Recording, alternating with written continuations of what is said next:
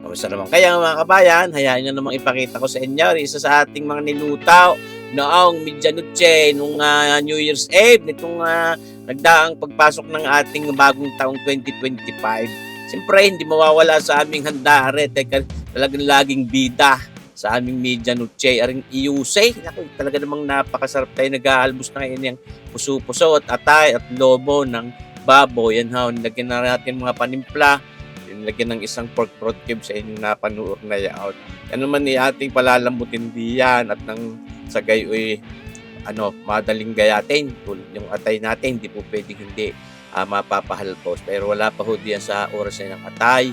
At ito nga ho, isusulbot ko pa rin nila ngayon itong lomo ng baboy. Ayan ha, mga kabayan. Pero pag mga lomong yan, hindi naman masyado pinakatatagalan na ayaw ko natigas yan. Kaya pag nakuluan ng kargate, wag lang hindi mahirap gayatin. Hindi hinahango na agad din natin ang papagayan yan. Mga kabayan, may timpla na rin. Yun naman yung ating pinaghalmusang iyaw, ay yun na rin nagagamitin natin sa baw. Kaya sasahog na natin itong ating atay ng baboy at niyahalbos nila natin ang karigate ng oras diyan. Nagsagay madali itong gayatin at hindi ho natakas ang mga katas. Yan mga kabayan. Para pwede na, ay! Ito ko pa. Talaga namang sabi ko nga sa inyo, pagka mga karning Medianoche, lagi ako nagluluto nitong iusay. Pagka mga bisperas ng Pasko, mga Noche Buena, ay di yung bihong kinamanan na ipakita ko na sa inyo na sinahugang ko ng atay baluna ng manok sa halip na puro lawan laang. Sana napanoorin ninyo mga kabayan, imbilakan yung atay na yun, sa kayo maluto-luto naman yung loob at hindi rin maglabas ng mga katas niya pag kinagayaw. Tayo mag-uutay na magsangkutsa at talagang ating iusing ay kailangang mapahayain doon sa Medianoche sa ating hapag ng lantakan. Kita naman tika, karikit diyan sa ating non-stick panaya at ang hindi ko nagdidikit ang ating mga gagawin. Parang halos pagsisir muna itong ating mga pinaggagayat na. Yung oras na ito yung nagayat unahaw itong mga pansahog natin iyan. At siyempre, una nating sasangkutsahin ay di itong bawang, mga kabayan. Ating iginigas muna yan ang papagayat, yung pampatanggal lansa din. Pagka pa napahaplas diyan sa mga pagpipritong papagayan. Yan mga kabayan. Ako, talagang masarap itong iusi. Ay, tunay kayo. Nagpagayat na rin sa kabayan ko mandarmabilisan na yung sibuyas na yan. Okay, nabubulong. Hindi masarap ako. Dalaway ay, mga kabayan. Ayan di ating sinasangkot sa lahat ng papagayan niya. Kahit papagayan, may mga papaibig. Ito naman hindi pang bagong taon laang o pag mga Medianoche lang pwedeng lutuin, mga kabayan. Sinahog na rin ho natin itong ating ginayat-gayat na yaang lomo, atay at puso ng baboy. Yan lang. Hindi ho tayo nagsasama diyan ng mga baga o yung mga pale o yung mga bataw at may panghi, sabi ni Mrs. Ayaw. Yan ho. Atin nung parang sinisir lang diyan ating sinasangkot siya. Yan ating ginayat-gayat. Kita ninyo, maganda yung pagkakagaya at parang dito rin ko bupis yan po, siyempre naman. Pero hindi, iusay ang ating lulutuin para igop abaw. Yan, lagyan natin ng paminta, siyempre, marami, mas masarap ating pamintang yan. Kasi naituloy lang ang pagsasangkot siyang papagayaan. Madali din lang kung lulutuin itong ating iusing. Bukod pa nga sa dami ko rin niluto ng oras na aray, sabay-sabay halos yung nakasalang. May mga nililitsyon doon, may sari-sari, minililitsip lang kami na naipakita ko na sa inyo. Sana ipanoorin ninyo. Yan, nilagyan natin mga kabayan ng patis. Yan ho, pampaalat natin. Tsatsantsahin at baka mapasubrang alat dahil ho yung ating pagkakapaghalbaws ay may timpla na. Meron na rin tayong nilagay doong asin, paminta, at saka may pork throat cube. Ayaw, pampalinam naman, pampasarap. Basta yun yung ating pinagugulong-gulong lang sa non-stick pan na yan. Ngayon, nakahalbos na rin naman at tuloy din naman mainit na bulak na rin yung ating pinaghalbusan. Kanina ay didiyan nga ho natin wawakasan o kumplituhin ang pagluluto ng ating iusay. Okay, pwede natin dagdagan ng sabaw yan. Kaya isasahog na natin itong ating mga sinangkutsang itaw. Meron ko yung mapapansin diyan may mga buubo, yun yung mga pinagbutkuhan. Ayaw ko namang masayang at yung mga katas buto ay pampasarap din lalo din yan sa ayusin. Kaya yun hindi natin basta pwedeng itapon.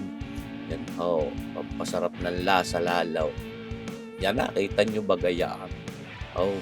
Lahat na yan. Ano pag ang plano mo di yan? Nung una para ako'y nadadamihan, para may gusto akong gawing kakaibang luto pa. Sabi ni Commander, isama ng lahat yan. At mahilig lumantaw ang mga kasagpi natin din ang pamilya. Pagka mga ganyang iusay, gustong gusto, ay talaga naman yung pagka mga bisperas ng bagong taon, hindi yan nawawala yan. Ang bida sa aming hapag ng lantakan, mga kabayan. Yan ating binantuan ng tubig at nang sa gayon mas marami makakaigop, abaw. Tapos, maglalagay pa rin tayo ng isa pang pork broth cube na yan. Bali yung napalagay na diyan sa ating pagkapaghalmos ay may isa, tapos lagyan ko ngayon ng isa pa, ay di dalawa. 1 plus 1 is equal to 2. Di bagahaw, tama ang aking arithmetic. Yan haw. At yung pinaanganglaan din ng karikitsyat, may ilalagay pa rin tayo pampasarap diyan. Yun haw. At aking tinimusan ay parang kulang pa rin sa linamnam at talagang para marami rin makakaigop at pero pa rin natin dagdagan ng sabaw. Yan. Naglagay pa tayo ng isa pang pork broth cube. Bali 3 pork broth cube ang ating ginamit. Ayan. Natin yung tatanggalin yung mga impurities na yan. Mga kabay, para kahit mabukasan, pag lumamig, hindi basta mapapanyas pag tinatanggal natin yung mga impurities na yan, yung mga scam na yan, mga kabayan. Inahaw naman ni kung totoo si flavor, di kahit naman natin para pakasairin niya. Tinimusan natin at ito, kukumplituhin natin ang alat. Nilagyan uli natin ng patis, fish sauce, baka 2 kutsara uli. At ganun. Basta naman pwedeng timusan para sigurado ang sarap. Ayan. Tapos ito, hindi pwedeng mawala dyan sa iyo yung miswang iyan. Miswa. Yan. Yung hidalaga pa, kaya miswa. Ang pangalan ay siwa.